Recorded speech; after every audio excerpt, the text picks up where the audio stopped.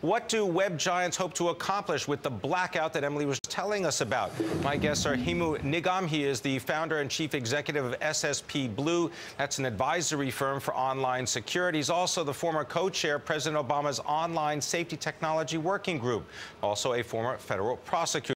And we have Scott Galloway. He is a marketing professor at NYU Stern School of Business and the founder of L2 Think Tank, and also a Bloomberg contributing editor. And we have Bloomberg Law's Michael Dunn.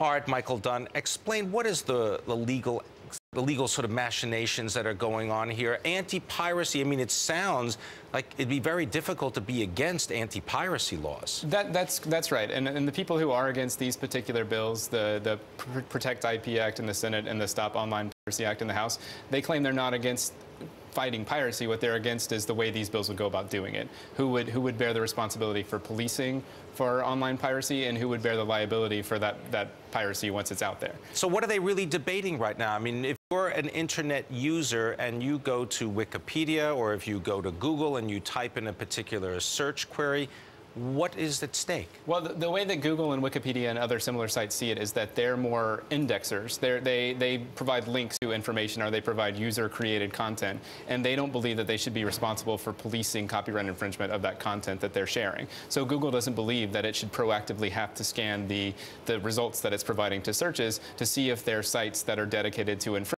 And copyright owners, on the other hand, feel that they should. They should be provided a list saying these foreign websites are primarily dedicated to infringement, and that it's Google's responsibility to keep those from coming up in search results. Hemu, who is going to prevail in this battle between the web giants such as Google and Wikipedia and perhaps the more traditional media companies that actually produce the content?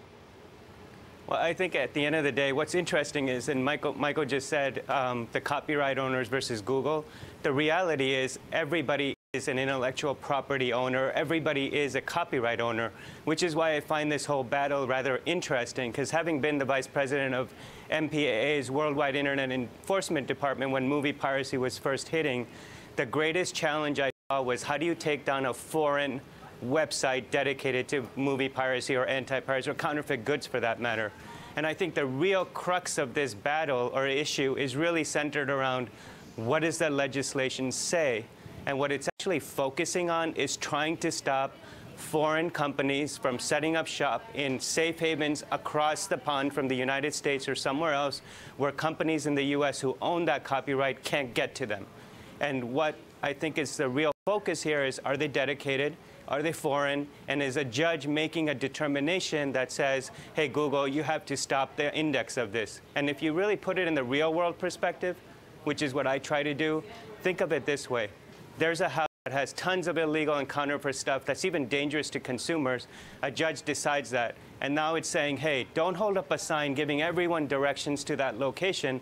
That's not what we want you to do. And from a just pure reputation perspective, if I were advising Google, I would say, take a look at it that way. Do you want your consumers to go to things that could be harmful, that are illegal, that hurt the economy, and they're really not just good for consumers?